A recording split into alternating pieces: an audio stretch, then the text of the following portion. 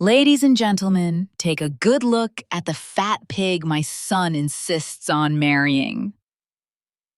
Those words were like a bucket of cold water thrown at me, and I was standing next to my husband, Elias, in a sleek ivory wedding dress, a dress I had spent months altering and perfecting, when that woman, Beatriz Moreno, my new mother-in-law, raised her glass of champagne and pointed at me with what seemed like a gentle smile. And everyone's laughter broke out at once. Her sisters laughed, her cousins laughed, even strangers laughed with discomfort, because they couldn't tell whether they were witnessing a joke or a public execution. And my throat tightened, my fingers trembled around my bouquet. And for a second, I couldn't tell if the room tilted or if the floor simply disappeared beneath me. And then it happened. Before we begin the story, please let me know where in the world you are watching from. And please follow me to the end, because this is how self-respect speaks louder than revenge.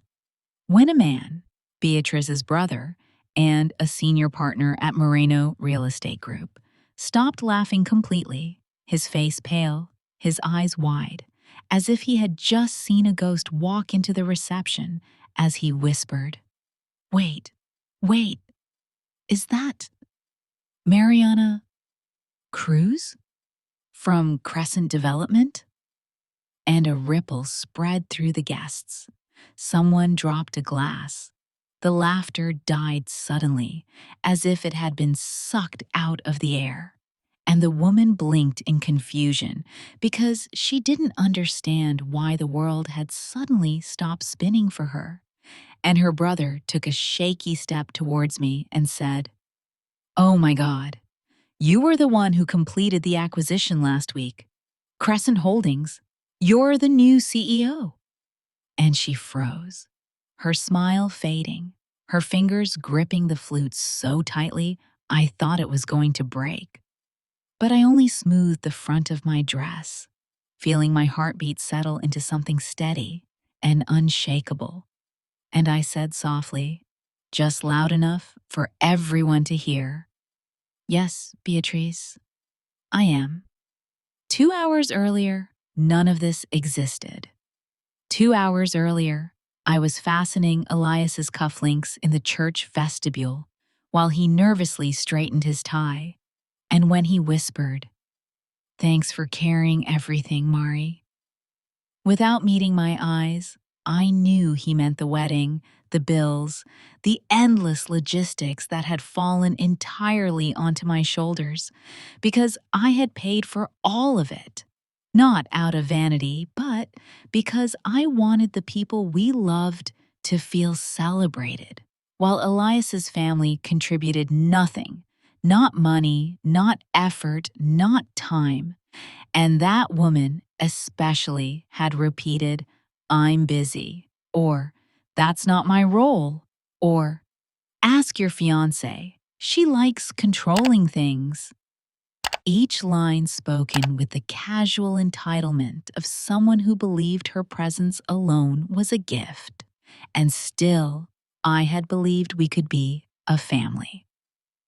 But standing in that reception hall, surrounded by orchids and amber lights I had chosen, realizing cruelty had been sharpened into a sport. Within this family, I understood optimism was a luxury I could no longer afford, because that woman had always treated me like I was temporary, a phase, a mistake her son would outgrow.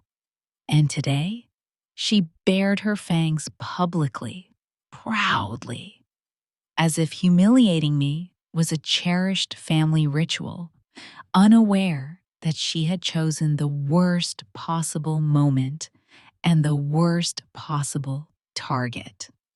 What none of them knew, not Elias, not her brother, certainly not that woman, was that 7 days earlier, Crescent Development Holdings, the company I had been quietly running for the past 3 years, finalized its acquisition of 52% of Moreno Real Estate Group. And as of Monday morning, I wasn't just their daughter-in-law, I was their boss. And while their world might have been polished marble and old Texas money, mine had been forged in boardrooms, hard negotiations, and the slow, steady climb that no one paid attention to until it was too late. Behind that woman, I heard a cousin hiss, "Why didn't you tell me she was someone important?" And another whisper frantically, "We didn't know. Her father said she was just some average girl, a charity case, a middle-class nobody." And the words clung to me like something sticky and sour, but not unfamiliar, because I had heard variations of them whispered for months. I slipped away for a moment into the dressing room, locking the door behind me, and the mirror reflected a woman in perfect makeup, flawless hair, steady eyes, but inside something tectonic had shifted as I saw years of sacrifice, years of late nights, numbers, contracts, and decisions no one had credited me for, building a future no one thought I could build. And I saw a woman who funded her own wedding, not to show off, but because she refused to let Elias carry a burden he couldn't afford. And I saw the woman that his mother, that woman, had just called a pig. But more than that, I saw someone who had been handed the perfect opportunity to teach an entire family what it meant to underestimate the wrong person. My phone buzzed. A text from my COO. Board meeting moved to Tuesday. Legal wants the HR restructuring notes Monday morning. And I wiped away a single tear that wasn't sadness, but clarity. And I realized Monday was going to be very, very interesting, because this story didn't begin with the insult at the wedding, or the laughter, or even the humiliation echoing under the chandeliers. It began 18 months earlier when I made the mistake of being kinder than I should have been. And now, this is the story of how that woman called me a fat pig at my own wedding, and how 48 hours later, I became the woman who controlled her entire future. I used to believe that cruelty announces itself loudly, that it arrives like a storm you can see coming from miles away. But the truth is far quieter and far more dangerous, because it begins as the softest ripple beneath the surface, unnoticed until suddenly it becomes the wave that pulls you under. And with Beatrice, it started on an ordinary afternoon, when she asked if we could spend some time together before the wedding, her voice unusually light, as if she had decided to give peace a chance. And I, ever hopeful, agreed, because Elias had looked so relieved when I said yes. So wanting the two women in his life to coexist without tension, that I convinced myself this invitation was a gesture of goodwill. But the truth was, it was the first sign of a new kind of storm she was preparing, the kind that doesn't roar, it whispers. We went to a small nail salon on South Lamar, one of those cozy places with pastel chairs and lavender oil in the air. And for a few minutes, I allowed myself to relax as the warm water lapped at my ankles, until Beatrice casually tapped my wrist and leaned closer with a smile that never reached her eyes, telling me she wanted to talk wedding business. And I nodded politely, unaware that she was about to set the foundation for weeks of quiet sabotage. She began with pleasantries, asking about the cake flavors and floral choices, pretending interest in the subtle way people pretend when their real agenda hasn't been unwrapped yet. And then she slipped it in, smoothly, boldly, like she assumed saying it out loud already made it reasonable. She wanted to add 3 names to the guest list: her friend Marcia, Marcia's adult son, and a +1 for Marcia because she's been lonely and deserves a chance to enjoy herself. And I stared at her for a second, trying to process the fact that she was asking to seat strangers at a wedding limited to 85 people. A wedding where every seat had been calculated, negotiated, promised, and where both sides of the family had already reached the edge of the count. I told her gently that Elias and I were finalizing the list soon, that we needed to stay within budget and space, and that if anyone declined, we would consider her request. But Beatrice's smile tightened in that way of hers, as if the very act of not giving her what she wanted was an offense she would store for later use. She only said, "Of course, dear," but the softness in her voice felt like the silk covering a blade. I didn't think much of it then, at least not enough. But 2 days later, Elias came into the kitchen with a look that told me something was wrong, holding his phone as if it weighed more than it should.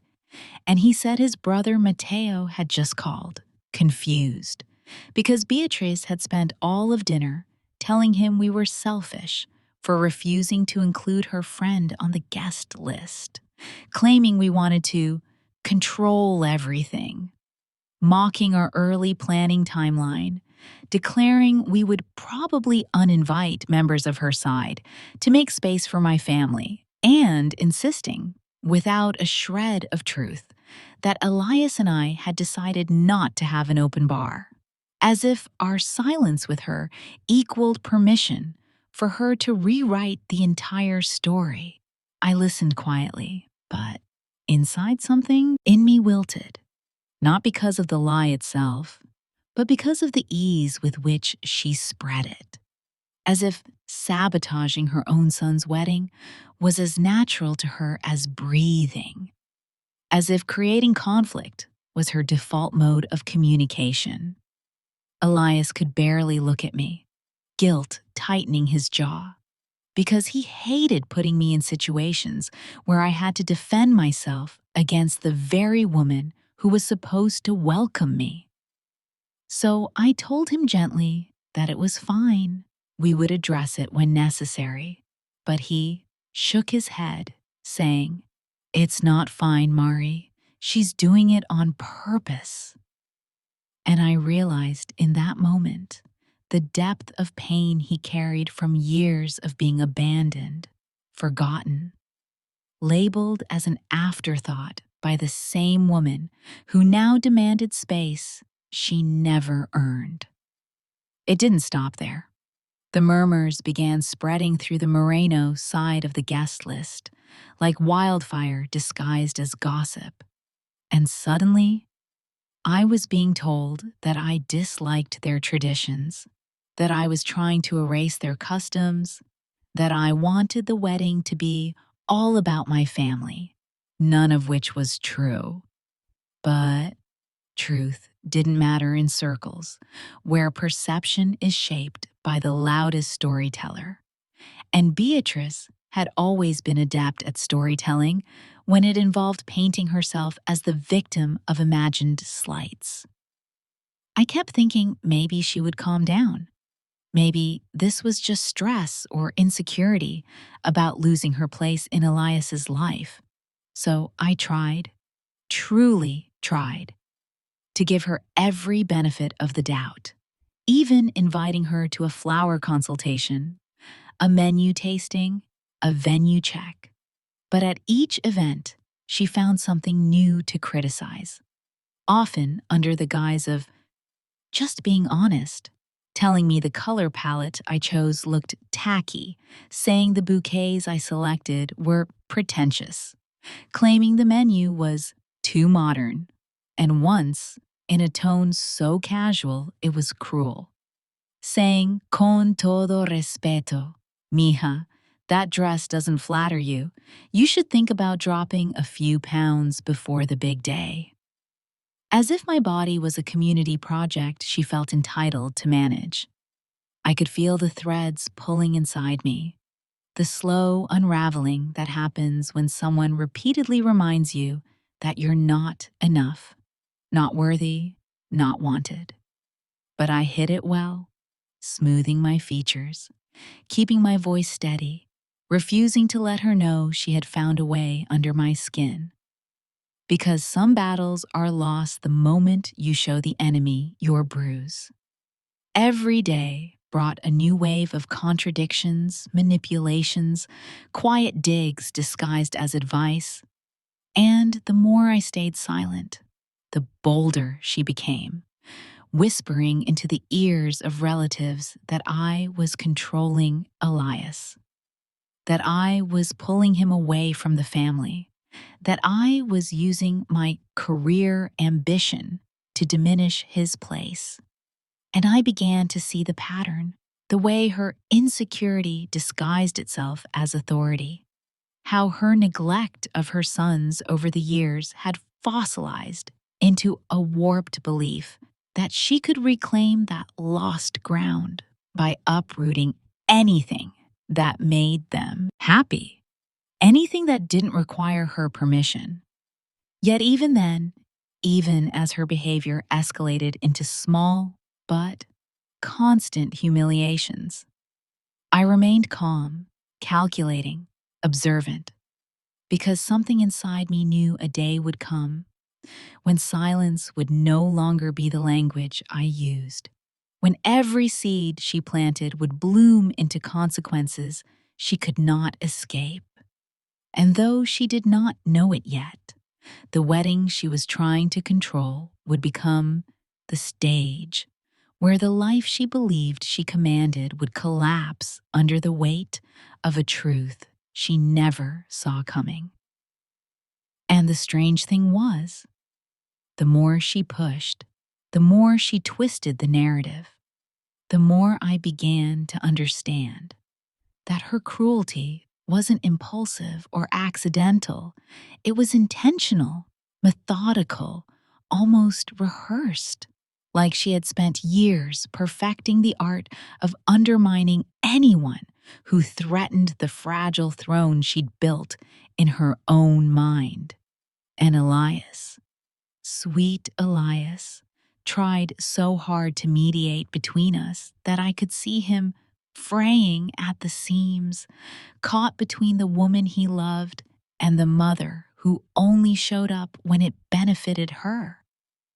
But the real unraveling happened one evening when Mateo stopped by our apartment with the kind of hesitant expression that tells you he's carrying a burden he didn't choose, sitting on the edge of our sofa and rubbing his hands together before admitting that Beatrice had spent the entire afternoon telling extended family we were planning to exclude them from the wedding, that we were ashamed of them, that I wanted a high-class ceremony without provincial relatives. And Mateo kept apologizing as if he'd committed the offense himself, his voice cracking when he said, "Mari, I know it's not true, but they're believing her because she sounds so confident when she says it." And in that moment, I felt something sink inside me. Not sadness, not anger exactly, but a slow exhaustion. The kind that comes from fighting a battle you never agreed to fight. The kind that tells you you're up against someone who cherishes conflict more than harmony, because conflict gives her attention she doesn't know how to earn otherwise. Elias sat beside me, silent, his hand gripping mine with a tense desperation. And he whispered that he didn't know why his mother was doing this, that she'd always been unpredictable, but he'd hoped she would at least try to be decent during the wedding preparations. And I could hear in his voice the echo of a childhood spent waiting for a mother who didn't show up. Birthdays where she promised she'd be there and then canceled last minute. Holidays where her absence felt like a deliberate message. Milestones missed, not because she was busy, but because she did not care enough to rearrange her life for her own sons. And I finally understood something vital. Beatrice wasn't losing her son to me. She was losing the illusion that she still held emotional power over him. And that loss was something she would fight with every manipulative tool she had. After Mateo left, Elias and I sat in a quiet that felt almost sacred. And he told me he wanted to confront her, to ask her why she was creating chaos where there should have been celebration. But confronting someone like Beatrice is like poking a sleeping serpent, because the moment you challenge the narrative she's built in her mind, she unleashes a storm meant to drown you in guilt and confusion. And I told him gently that pressing her now would only escalate things, not because I was afraid of her, but because I had begun to see the broader picture, the web she'd been weaving behind the scenes, how each lie and each whispered insult was designed to isolate us, to turn the wedding into a battlefield where she could assert dominance by positioning herself as the misunderstood victim. The escalation continued at the menu, tasting the following week, when she showed up uninvited, slipping into the seat beside me with a sugary smile, as if she didn't sense the tension her presence created. Picking apart every dish with a disdain so exaggerated it bordered on theatrical, claiming the appetizers were too fancy, the main course too heavy, the desserts too childish. And at one point, she leaned over to the event coordinator and said, "Well, you know how brides can be. They like to pretend they have sophisticated taste," as if I weren't sitting 3 inches away, as if belittling me publicly was as natural to her as breathing. The coordinator glanced at me nervously, unsure whether she should laugh or apologize, and I simply smiled, refusing to let Beatrice see the faintest crack, because every insult now felt like data, like another piece of evidence in a case I hadn't intended to build, but was slowly assembling with meticulous clarity. Her commentary didn't end there. At the dress fitting, she had the audacity to step behind me, pinch the fabric near my waist, and murmur loud enough for the entire boutique to hear that the gown was wasted on a body that would look better after dropping 10 pounds. And the room fell into a stunned silence, the seamstress freezing mid-pin, the other brides watching her with expressions that flickered between shock and discomfort. But Beatrice simply lifted her chin with the self-satisfied air of someone who believed her cruelty was a public service. I didn't cry, not then, not in front of her, not in that room where vulnerability would have fed her sense of victory. I inhaled, long and deliberate, letting the breath fill every corner of the space inside me, where strength was quietly rebuilding. And I smiled at her through the mirror, a calm, inscrutable smile that unsettled her enough to make her step back, Because people like Beatrice expect you to break, not to bend. And when you refuse to react, they lose the rhythm of the game they're trying to play. Still, the gossip continued to spread, reaching cousins, aunts, uncles, even colleagues of the family who had no business weighing in on our lives. And one evening, Elias came home looking defeated, saying he'd overheard his mother telling people that I was only marrying him for status, that I was using him to climb, that all of my kindness was a performance hiding ulterior motives. And though the words stung, what hurt more was seeing how deeply Elias was wounded by the realization that his mother would rather destroy his happiness than confront her own insecurities. Yet even then, even as the weight of her constant attacks began to settle heavily on my shoulders, I found myself becoming strangely calm, as if some hidden part of me had finally accepted that her behavior was not a reflection of my worth, but of her unresolved bitterness.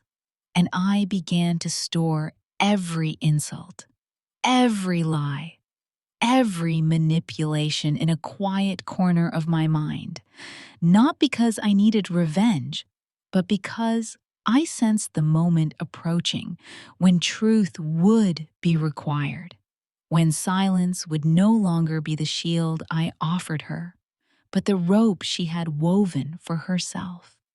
And though she had no idea what was coming, I could feel the ground shifting beneath us, inch by inch, preparing for the day her carefully constructed facade would collapse with the weight of her own cruelty. What I didn't realize then, or maybe what I refused to acknowledge, was how predictably patterns repeat themselves when a person is committed to misunderstanding you, because Beatrice's quiet sabotage soon shifted into something sharper, more personal, slipping from whispered distortions into open commentary, delivered with the confidence of someone who believed cruelty was a justified expression of authority. And the shift became painfully clear. One warm afternoon, when Elias and I invited her to view the finalized seating layout, in hopes of easing whatever imagined anxieties she was nursing. But instead of appreciation, she walked around the table with narrowed eyes, tapping each card as if inspecting livestock rather than loved ones, humming disapprovingly before saying the entire arrangement felt imbalanced, though she couldn't explain why, simply insisting that people will talk if her side wasn't displayed more prominently. And I realized in that moment she wasn't protecting tradition. She was protecting ego. She pointed at the table designated for her sisters and said it was too far from the head table, then argued that her extended cousins should be placed closer to the dance floor because they bring the energy. And when I calmly explained that we had planned the arrangement based on accessibility needs and priority of relationships, she let out a theatrical sigh, the kind meant to signal wounded dignity, murmuring, of course, you two always decide everything without considering how our family will feel." And the word "our" hung in the air like a blade she intended to twist. Because in her mind, I was still an outsider trespassing on sacred territory she believed belonged exclusively to her. Later that week, she invited herself to a brunch with my maid of honor and bridesmaids, a gathering meant to finalize minor details like jewelry, transportation, and timing. But Beatrice arrived dressed in an aggressively bright floral outfit that announced her presence before she spoke, sweeping into the seat beside me as if she'd been expected, ordering mimosas for everyone, while launching into a monologue about how Elias had always been too generous for his own good, and how I should be careful not to rely on him too heavily. Statements laced with the implication that she doubted my independence, my intentions, my identity, and my friends. Sweet, protective women watched her with expressions that wavered between disbelief and disgust, though they kept their silence out of respect for the fragile equilibrium I was working so hard to maintain. The conversation eventually circled back to the wedding dress, and with a tilt of her head, she asked if I'd reconsidered choosing a gown that was more flattering for someone with your proportions, a sentence delivered so casually that it took my mind a full heartbeat to process its meaning. And when she noticed the faint stiffness in my posture, she added, almost kindly, "You know I'm only trying to help you look your best, mija. Weddings live forever in photos," as if the problem were the permanence of the image rather than the violence of the words. And I caught my breath in that moment, feeling the familiar simmer of humiliation being dressed as maternal concern. That evening, alone in the quiet of our apartment, I found myself replaying her comments, tracing the evolution of her attacks from subtle undermining to deliberate body shaming. And I wondered, briefly, painfully, whether I should have set firmer boundaries earlier, whether my patience had been misinterpreted as permission. But then, Elias came out of the shower, hair damp, expression softened by exhaustion, and he sat beside me, wrapping an arm around my shoulders with the kind of tenderness that reminds you why you endure storms in the first place, whispering that he was sorry, that he hated what his mother was doing, that he felt powerless watching her harm the person he loved. And I leaned into him, letting his warmth anchor me as I whispered back that this wasn't his fault, because it wasn't. Not truly. Beatrice's cruelty was something she carried long before I entered her son's life. But the true breaking point came 6 days before the wedding, during what was supposed to be a simple rehearsal walkthrough at the venue.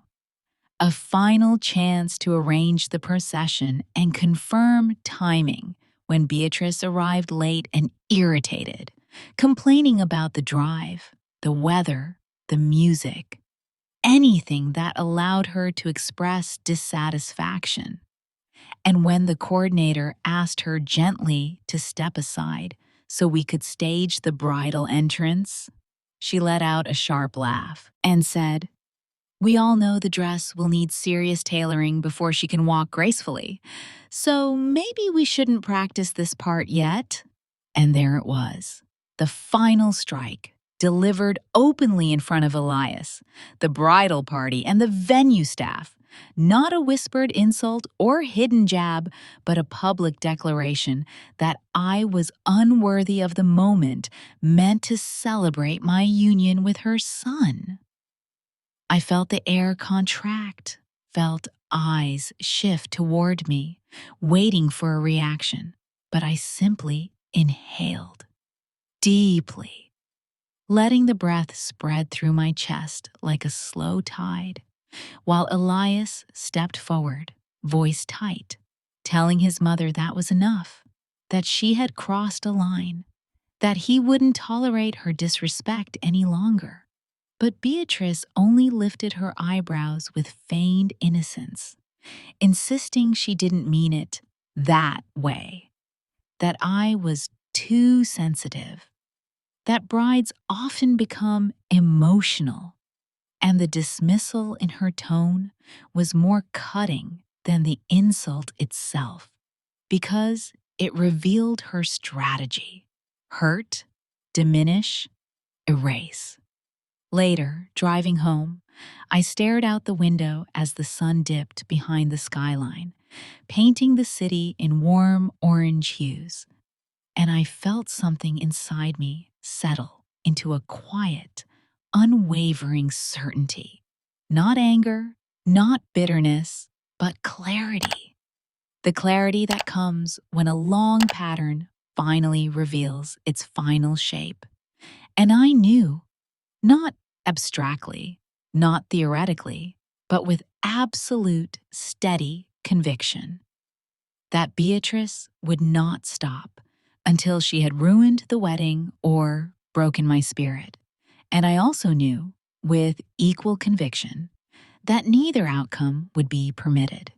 Because while she believed she was waging war on a young woman too polite to fight back, she had no idea she was also provoking someone who held power she couldn't fathom, someone who had already begun mapping the path toward an end she would never see coming, an end that would arrive the moment she pushed just 1 inch further.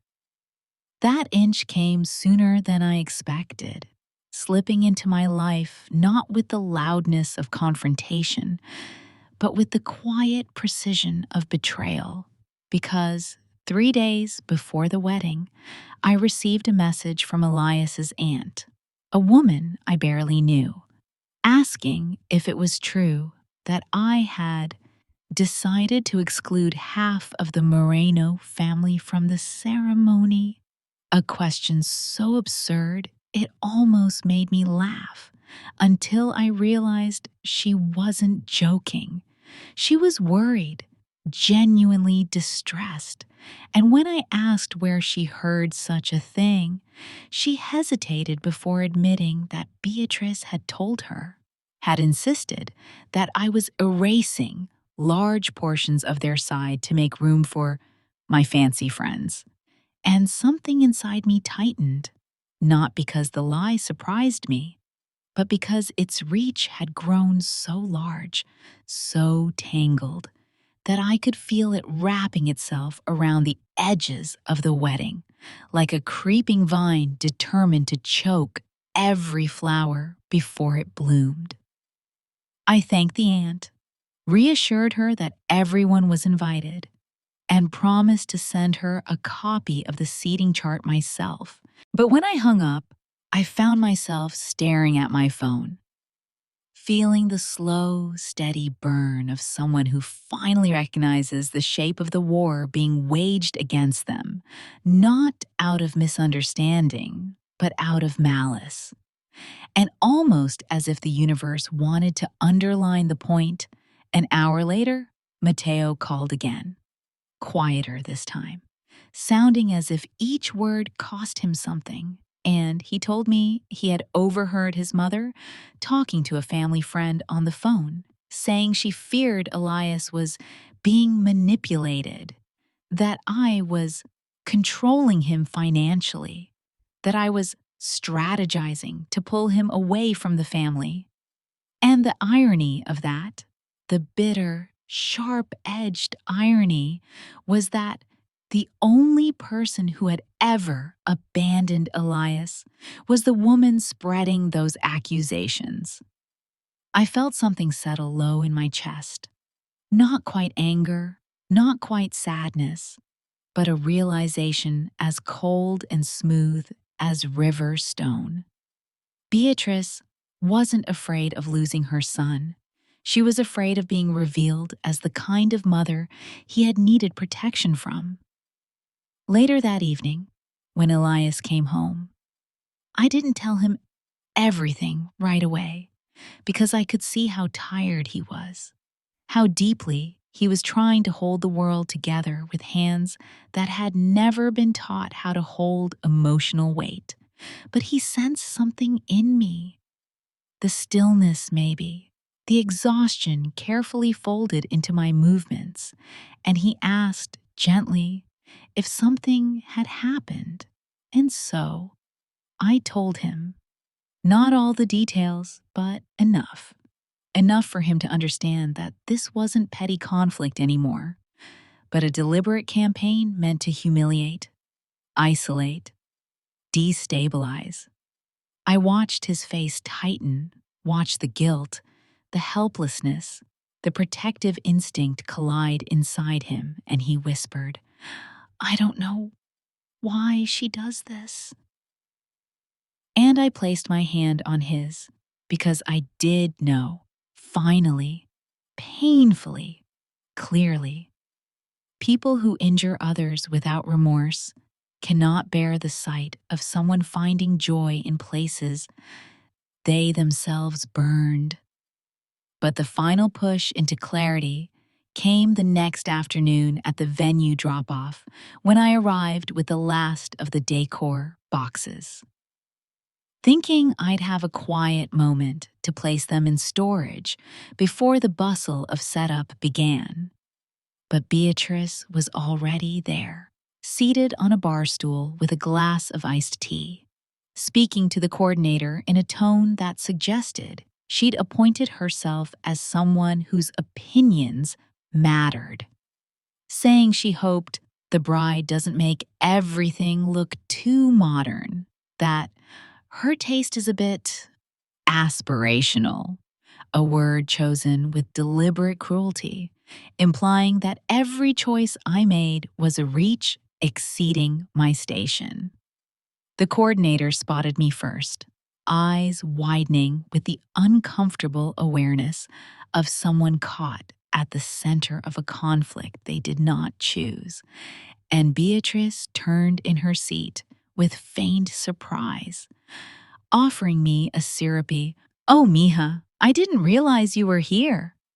And I smiled, that calm, steady smile that had begun to frighten her without her understanding why. She rose from her stool, smoothing her blouse, stepping close enough that I could smell the faint perfume she wore, the one I was beginning to associate with barbed comments and sugar-coated venom. And she leaned in just a little, whispering, "You know, I'm only trying to help you avoid embarrassment on Saturday."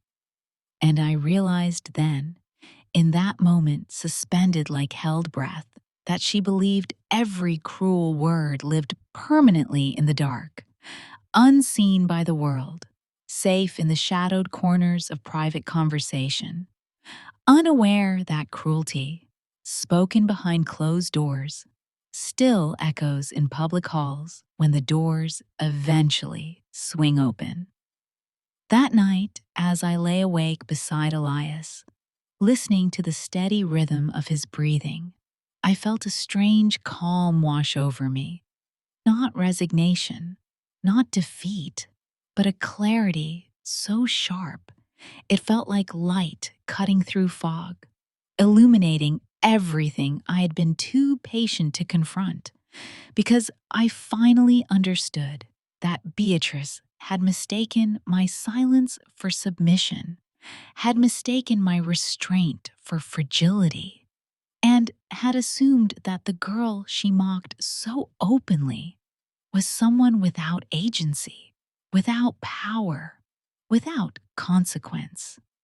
She had no idea that her words were seeds, and that every seed she planted would bloom on a day she would never be able to control. And as I lay there in the dim glow of the streetlight outside our window, I felt resolve gather quietly beneath my ribs, steady and unshakable, because I knew the wedding was only days away, and she would push one step too far, and when she did, the world she believed belonged to her would shift in ways she could never have foreseen. I closed my eyes, exhaled slowly, and let the certainty settle into every corner of me like a promise waiting to be kept.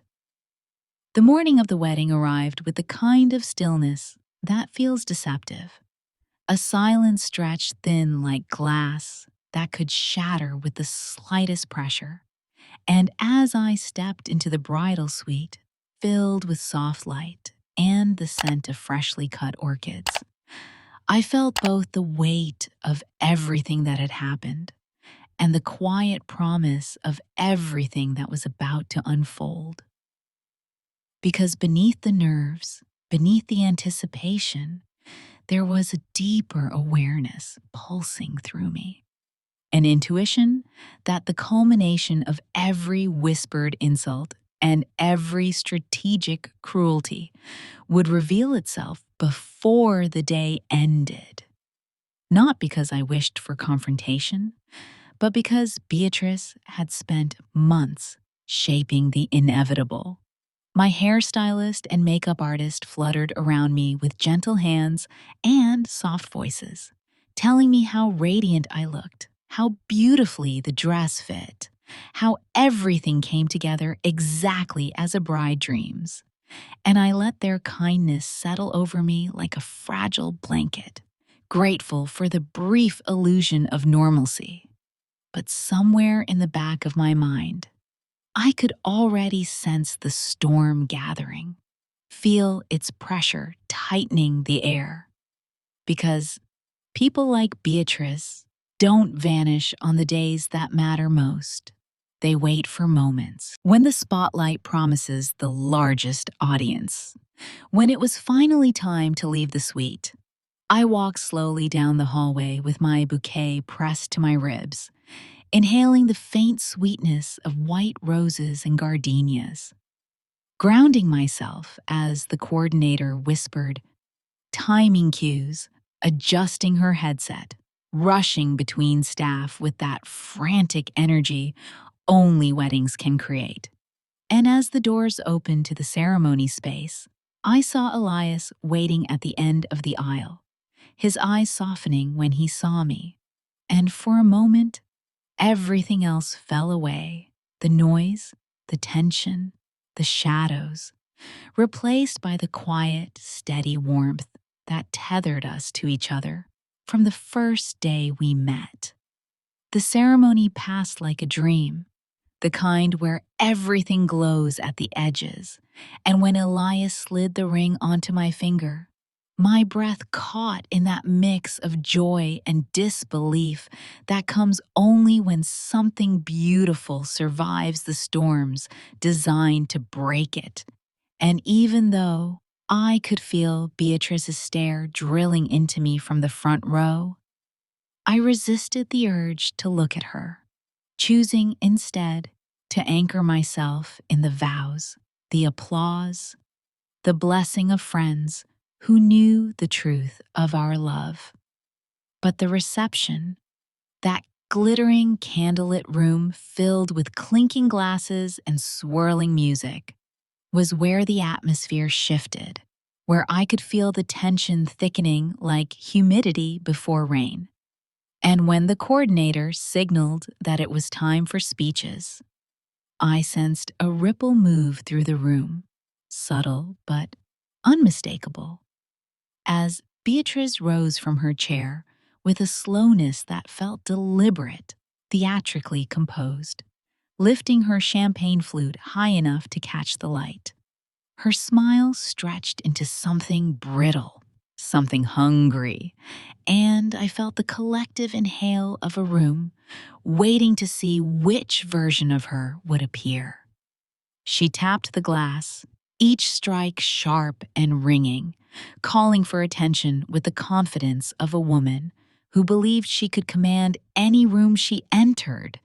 And when the noise died down, she turned toward me with a sweetness so artificial it created a hollow echo in my chest, a warning, a signal, a prelude to harm. "Ladies and gentlemen," she began, voice syrupy, steady, resonant enough to reach every corner of the hall. "I would like to introduce you to the lovely bride my son has brought into this family." And for a fleeting second, I wondered if she might surprise me, if she might offer something resembling grace. But then her smile sharpened, thin and cruel, and I felt the air shift as she pivoted her flute toward me. "Look closely," she said, tone bright, almost amused, "because this is the little fat pig my son insisted on marrying." Laughter burst in pockets across the room, hesitant at first, then louder as people looked to each other for social cues. Some confused, others amused, some unsure whether this was humor or humiliation. But the sound of it, light, careless, slicing through the moment, meant to celebrate my marriage, landed with a force so cold it stole the breath from my lungs. I didn't move. I couldn't. I simply stood there, bouquet trembling in my grip, feeling the echo of every insult she had ever whispered, now shouted beneath crystal chandeliers, watching relatives hide smirks behind napkins, watching strangers laugh out of discomfort, watching people who had never spoken a word to me reduce me to an animal with a single comment from a woman who had always mistaken cruelty for authority. And then it happened. That instant where the energy of the room fractured, where one person's reaction broke the spell of collective cruelty. Beatrice's older brother, a man who had laughed with the others seconds before, suddenly went still, his face draining of color as he stared at me with dawning recognition, his hands tightening around his glass as he whispered something to the woman beside him, something urgent, something that shifted the air like a change in wind before a storm. "Is that Mariana Cruz?" I heard him murmur, voice cracking, and another guest leaned in, whispering back in disbelief. "The CEO of Crescent?" And then the realization rippled outward, small at first, then rapidly growing, the way panic often does. The bride Beatrice had just humiliated publicly was the same woman who had finalized the acquisition that placed Crescent Development Holdings in controlling power over Moreno Real Estate Group. A fact Beatrice had scoffed at when Elias tried to explain it days earlier, insisting Crescent would never place someone her age in charge. The room shifted. The laughter died. Eyes widened. Shoulders stiffened. And somewhere in the quiet that followed, Elias stepped closer to me instinctively, protective, stunned, a hand reaching for mine, as if anchoring himself to the only truth he trusted in that moment. Beatrice's smile faltered, confusion flickering across her face as she registered the silence. Not the shocked kind that precedes applause, but the stunned kind that precedes consequences. And she turned toward her brother, demanding to know what was happening. But he only stared at her with something like horror, whispering, "You didn't know? You had no idea who she is?" I felt my lungs fill slowly, deliberately, as the room held its breath, waiting to see how I would respond, waiting to see whether I would crumble or rise. And in that suspended moment, I understood with crystalline clarity that cruelty has an expiration date, that disrespect always circles back to its source, and that Beatrice had just set the stage for her own undoing. For a moment, no one moved, the silence expanding through the room like a tide pulling every loose breath with it. and I could feel 100 eyes shifting between Beatrice and me, watching the clumsy collapse of her certainty as her brother stepped back from her with the dawning comprehension of a man who has just realized he is standing on the wrong side of a fault line, and the quiet became so complete that even the music faded into a nervous hum, the kind that fills a space only when people understand something irreversible has happened. I didn't speak. Not immediately, because power doesn't always reveal itself with noise. Sometimes it reveals itself with the absolute stillness of someone who no longer needs to defend her worth. And I simply lifted my bouquet, turning it slightly in my hands as if adjusting the angle of a thought, before meeting Beatrice's eyes with a calm so steady it made her flinch. And in that single breath of suspended quiet, I saw a flicker of something I had never seen in her before.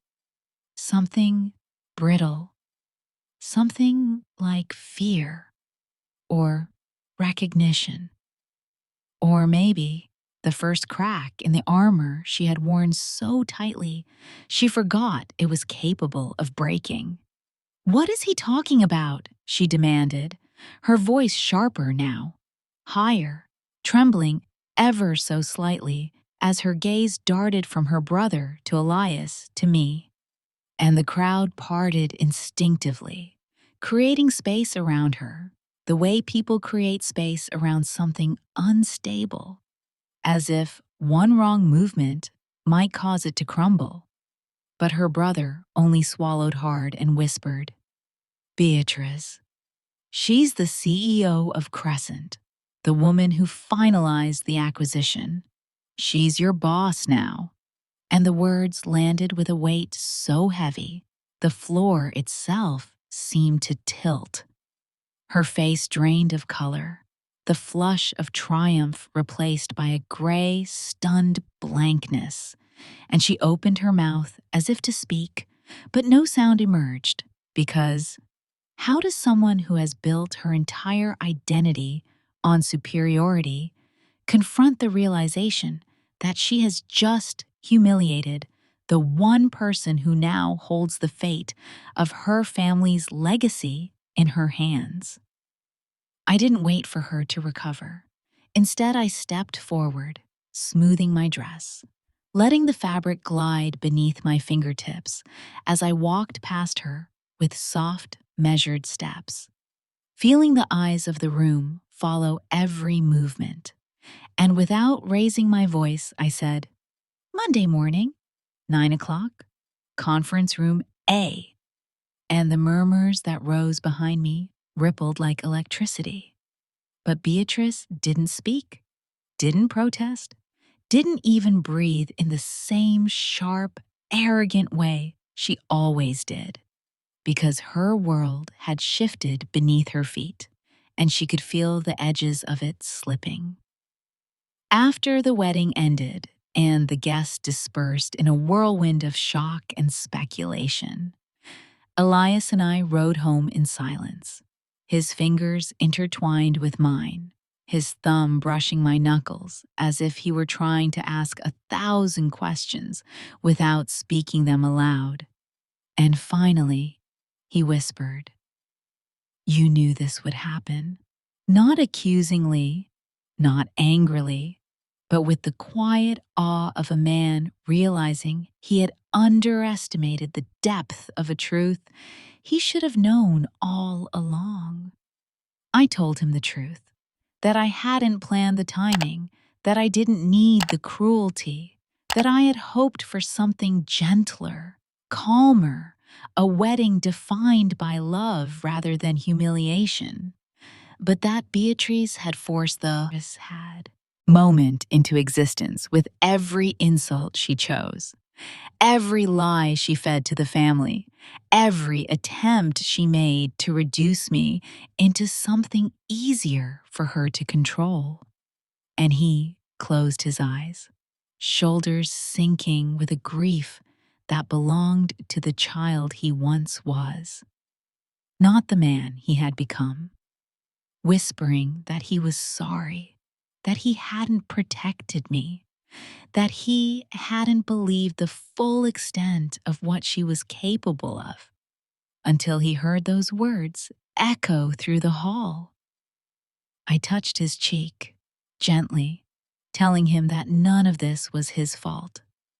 Because the truth is, people like Beatrice write their own downfall long before it arrives, shaping it with every small cruelty they toss into the world, believing themselves invincible until the day they discover they have built a throne made entirely of their own mistakes. Monday morning arrived with the crisp stillness of early sunlight stretching across Austin's skyline.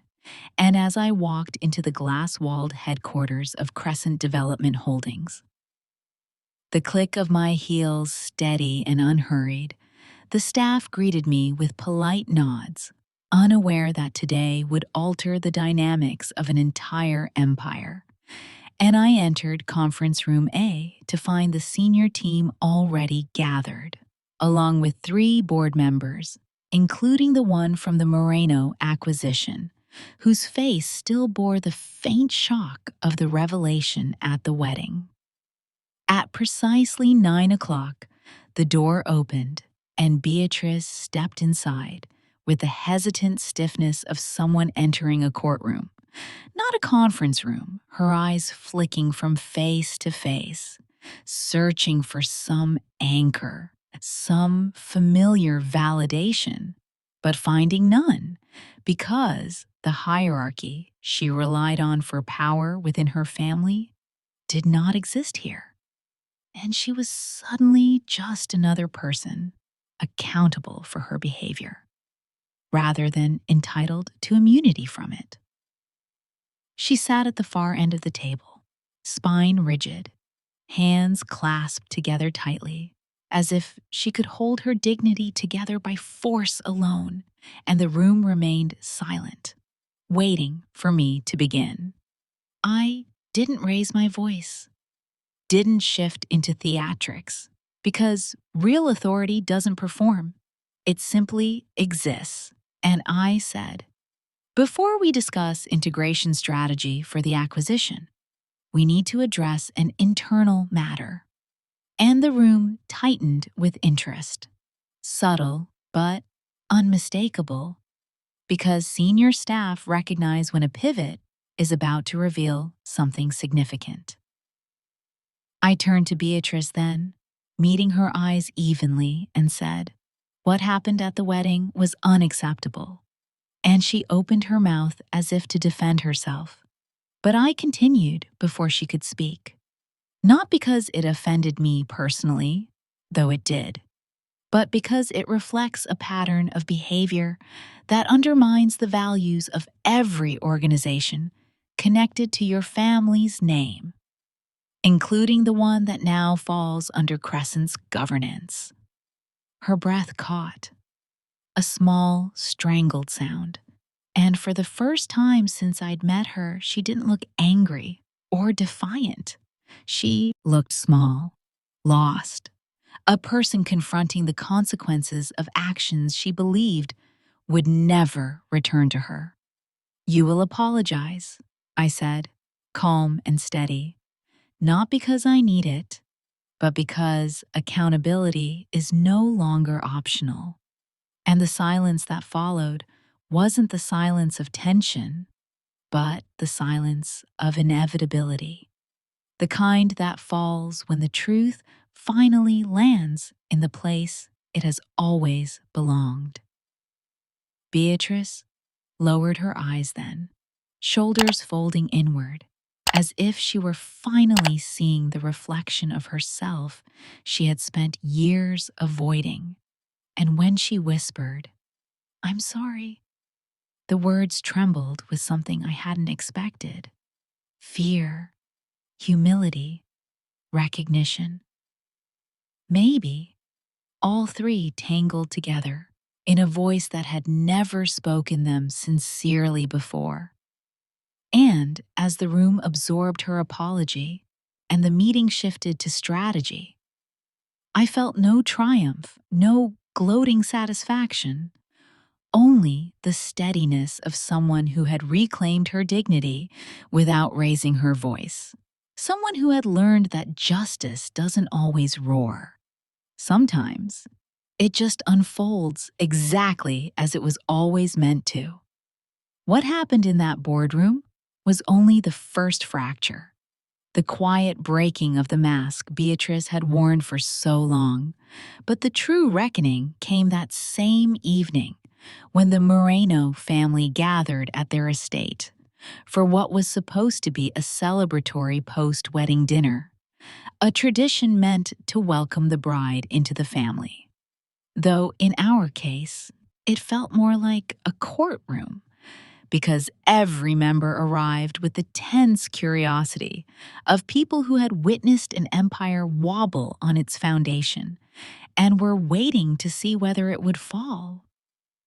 I walked into the dining hall beside Elias, our hands intertwined, but our silence thick, both of us feeling the heaviness of what still needed to be said.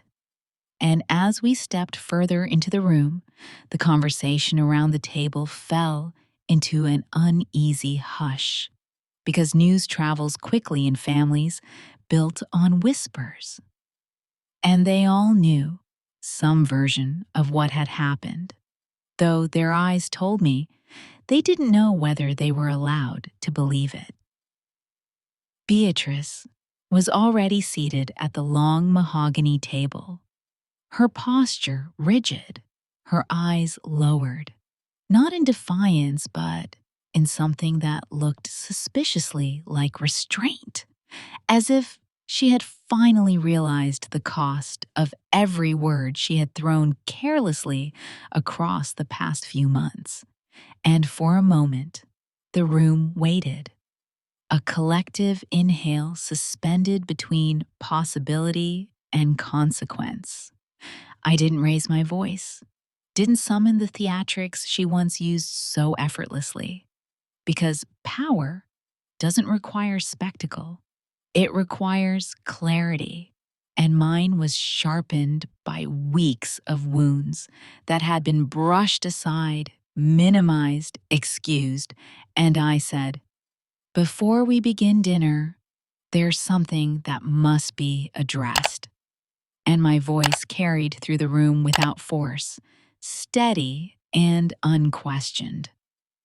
Heads turned toward Beatrice then, not with accusation, but with the uneasy curiosity of people seeing. Someone who had never been corrected finally faced the necessity of correction, and I could see her fingers curl slightly against the tablecloth as she exhaled, slow and trembling, lifting her gaze not toward me, but toward the entire room, because this apology was not mine alone to receive.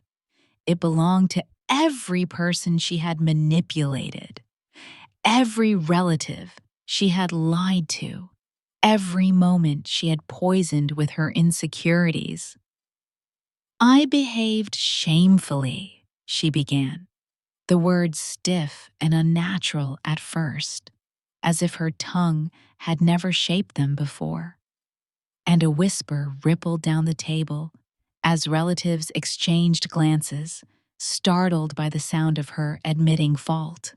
And she continued, "I insulted Mariana in ways that were cruel and unjustified. I spread things that were not true. I allowed my own issues to harm people who did nothing to deserve it." Silence followed, the kind that feels heavy enough to bend the air, and I watched her struggle to hold her composure as she added, "I am truly sorry." It wasn't eloquent, it wasn't graceful, but it was honest in a way Beatrice had never been. And for a breath, I considered the weight it must have taken for her to force those words into the open. But apologies are only as meaningful as what they reveal, not what they attempt to erase. And before anyone else could speak, I said, "Words matter, Beatrice, but so do actions. And for months, your actions told your family who you believed I was. Today, they will know who I actually am." She nodded, small, fragile, but I did not miss the faint resentment lingering beneath her breath, the part of her that still wanted to twist the narrative into martyrdom. And that was precisely why this moment couldn't end with a simple apology. I turned to Elias then, meeting his eyes, steady and unwavering, and I said, "Before this family decides what to believe, you need to decide what you see." And the room tightened as every gaze shifted toward him because blood always wants to know where loyalty falls when pushed. Elias swallowed hard, shoulders stiffening, as if he were finally standing in the center of a truth he had avoided for too long, and he looked not at me first, but at his mother, his eyes steady, with a pain that did not belong to this moment alone, but to decades of waiting for something she never gave. "Mom," he said quietly, "you hurt Mariana. You hurt me. You turned our wedding into a weapon. And I can't pretend anymore that it's just stress or misunderstanding." The words were gentle, but they landed with the force of a door closing on an old pattern, and I watched Beatrice blink rapidly, her mouth parting as if she might defend herself.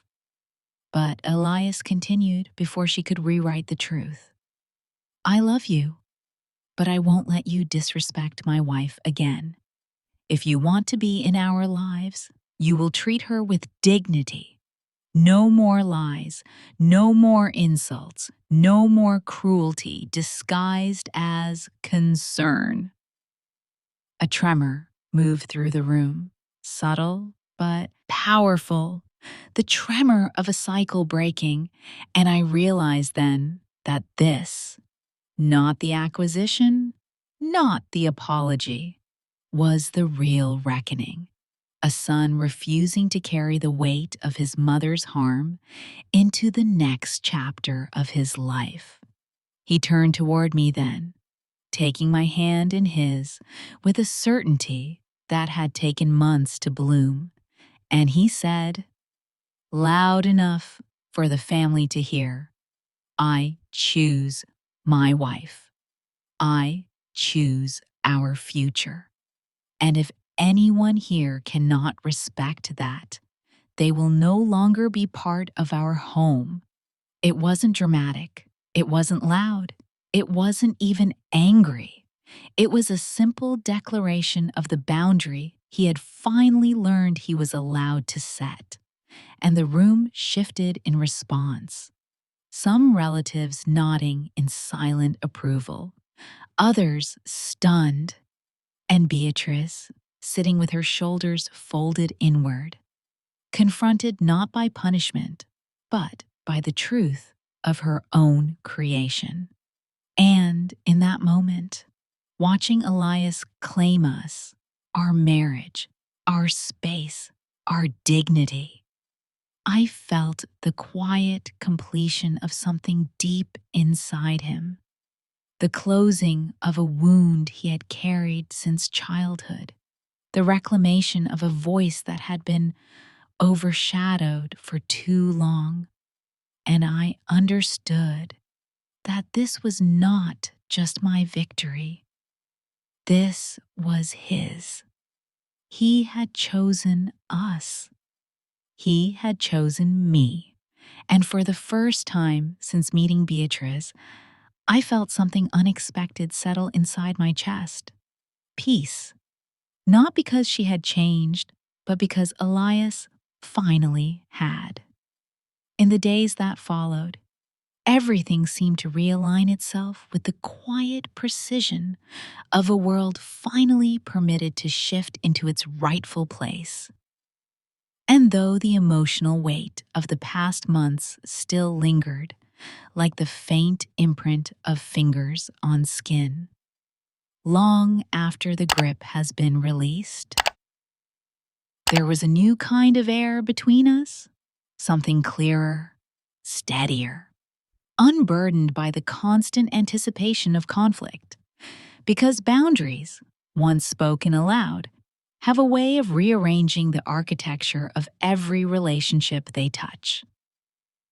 At Crescent, the transition meeting concluded with the board affirming the operational changes I'd outlined, including a restructuring that placed merit above legacy, transparency above convenience. And within that reorganization, Beatrice's position was quietly dissolved, not vindictively, not as punishment, but because there was no longer space in the company's future for roles built on entitlement rather than contribution. And though she attended the final HR exit session in silence, she didn't protest, perhaps because she finally understood that the consequence wasn't mine to inflict. It was hers to acknowledge. Elias and I settled into our new rhythm with a tenderness forged not from ease, but from the work it took to reach each other through the fog of other people's expectations. And for the first time since the engagement began, our home felt like ours, free from the subtle shadow of someone waiting to reclaim territory she believed belonged to her. And one evening, as we unpacked wedding gifts together, Elias paused, fingers brushing the edge of a ceramic bowl, and told me that he hadn't expected it to feel so liberating to speak the truth aloud, that he had spent so many years tucking his hurt into quiet corners because confronting his mother felt like waking a sleeping storm. But now that the storm had broken and passed, he finally felt like he could breathe.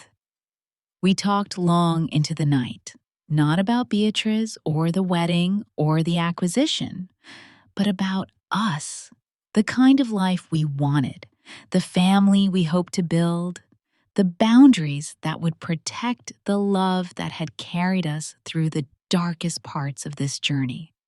And I told him gently that our marriage would only ever be shaped by the two of us, not weighed down by the demands of someone who believed motherhood granted ownership rather than responsibility.